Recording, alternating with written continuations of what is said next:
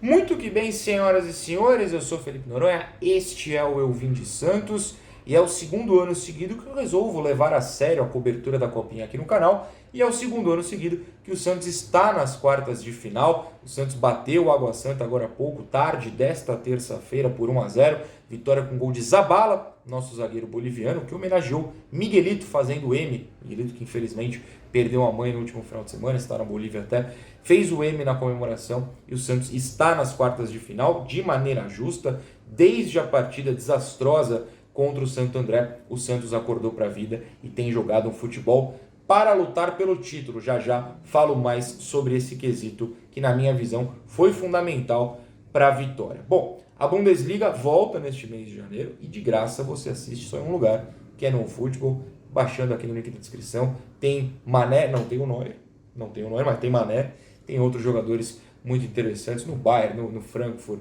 no Borussia, enfim, você tem um selecionado de grandes jogadores para assistir de graça, desde que baixe o OneFootball aqui no link da descrição. O OneFootball que faz aí mais um ano de parceria e transforma o seu janeiro em um bom lugar, para um bom momento para assistir um futebolzinho, tal como o futebol do Santos na Copinha. Santos 1-0, gol do Zabala, um gol de cabeça no escanteio. E eu acho que o jogo hoje foi muito simbólico sobre como já chegou naquela fase em que os times estão mais se importando em ganhar, parece uma frase idiota, né? Mas calma, ganhar o título do que seus jogadores subirem para o time principal. No caso do Santos, vamos ser bem honestos, o Odair Hellmann já sabe quem daí vai subir. O Falcão já sabe quem daí vai subir. O Orlando já foi informado quem daí vai subir. Sejamos honestos, já sabe. Faltam 8 dias para acabar a Copinha. No dia 25, o campeão e o vice vão ser decididos. É sempre no dia 25, hoje é dia 17. Daqui a 8 dias, o campeão e o vice já estão decididos. Então, quem vai subir, o time profissional do Santos já sabe. Os meninos, então, de qualquer time, estou citando o Santos como um exemplo óbvio, podem se focar em tentar o título, tentar a despedida do Sub-20, no caso do Ivonei, por exemplo, com mais um título, ele foi campeão paulista. Já é esse momento.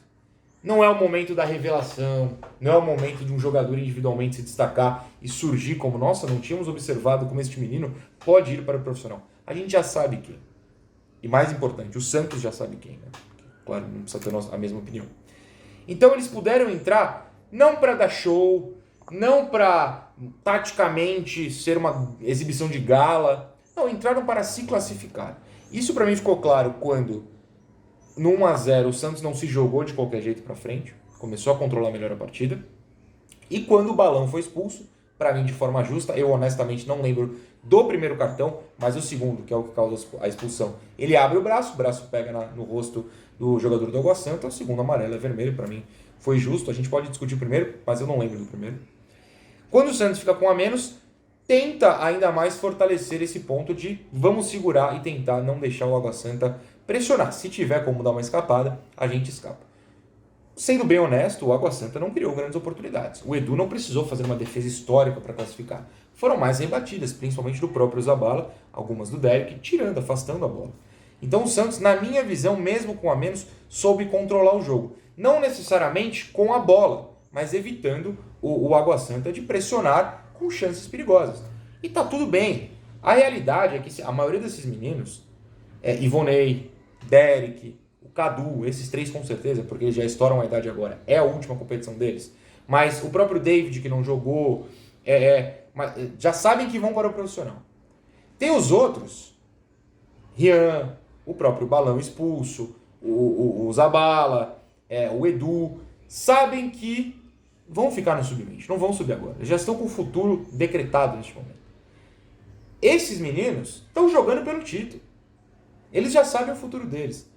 E aí, no segundo tempo, ainda rolou um gás, que foram a entrada dos sub-17, como Sherman, Netinho, hoje o Souza não entrou, mas enfim, jogadores mais jovens que ainda vão ocupar esse espaço no sub-20 e que mostraram consciência, pegaram um jogo de mata-mata decisivo e não se mostraram assustados, ajudaram nesse controle da partida. Então foi um jogo que serviu para isso, para mostrar um time preparado para a pressão, né, segurando bem no mata-mata, acordado para a vida depois da derrota vergonhosa para o Santo André na primeira fase. E tem um outro ponto.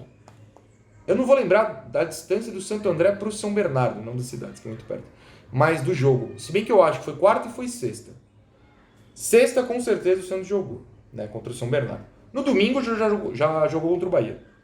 Hoje, terça, já jogou contra o Água Santa. E está classificado para jogar quinta-feira contra o vencedor de Brasília e Fortaleza. Você provavelmente está vendo mais tarde, já sabe, né, que eles jogam à noite. Jogo a cada 2 dias não é nem permitido pela lei, né, pela regra, pelo regulamento no profissional. A Copinha quebra esse regulamento, joga no lixo e força os meninos a jogarem a cada 2 dias. Fisicamente está todo mundo quebrado. O Água também, o Inter e Ituano que jogam mais tarde, Brasília e Fortaleza, o Palmeiras classificou ontem. O Palmeiras está do outro lado da chave, né? Ah, meu Deus do céu. Não quero nem saber. Não quero nem pensar nisso. Mas os meninos estão cansados. Então, mostrar resiliência, resistência dentro dessa partida, mesmo num sol forte, num calor forte. Eu passei por Diadema hoje subindo a serra. Tava solzão, passei faltando 1 hora e pouco pro jogo. Aqui eu não moro tão distante assim. Muito sol. Muito calor, isso cansa, são meninos, né? Então, o Santos mostrou uma resistência muito bacana para passar de fase. O David não jogou, né? Ele sentiu uma lesão na coxa novamente e foi poupado. O Jair, obviamente, não jogou. Então, o Santos jogou com Edu, Derek Zabala na zaga, Cadu na direita, Kevson na esquerda. De novo, 3 jogadores no meio campo. Rian, que recuperou a posição de titular. Balão, que acabou expulso. E Ivonei. Na frente, Patati, Paulo César e entrou Gabriel Miranda na centroavância. Eu não acho que o time titular tenha brilhado, como eu acabei de falar. Tanto que o gol foi de um zagueiro, os atacantes não criaram tantas chances assim. O goleiro do Água Santa também não fez nenhuma grande defesa. Mas eu gostei muito da entrada dos meninos sub-17. Porque o Santos, assim, com as lesões, principalmente do David e do Jair, não tem uma profundidade gigantesca no banco. Os meninos de sub-20 mesmo que entram, eles são reservas do sub-20. Eu super entendo. Mas reservas do sub-20, eles costumam ser piores que os jogadores do sub-20 titulares. Que não exatamente são craques porque ainda não subiram para o profissional. Entendeu a relação que eu estou fazendo? Então, a profundidade já não é muito grande. Com as lesões, afundou mais ainda. E por isso entraram Sherman hoje, o Souza tinha entrado em vários jogos, entrou o Netinho hoje também.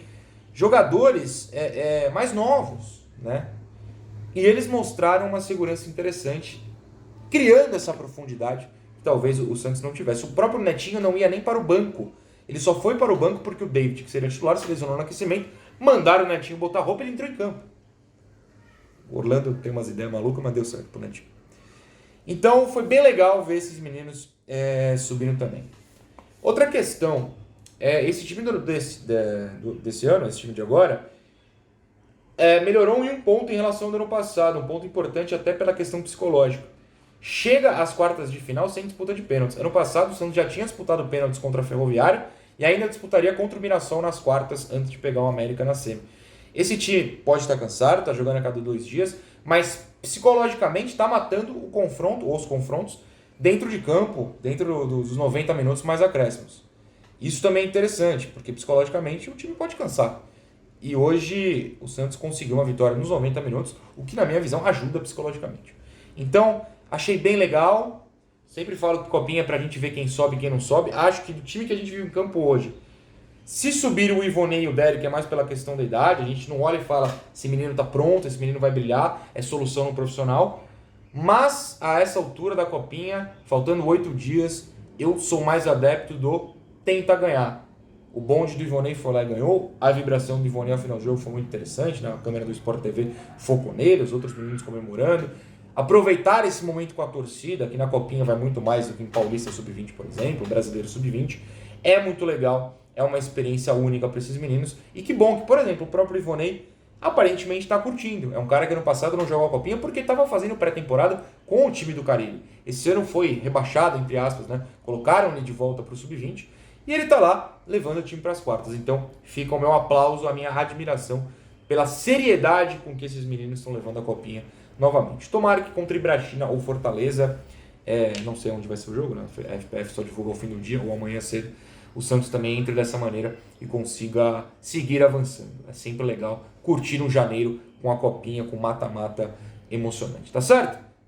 Tamo junto, beijo, tchau.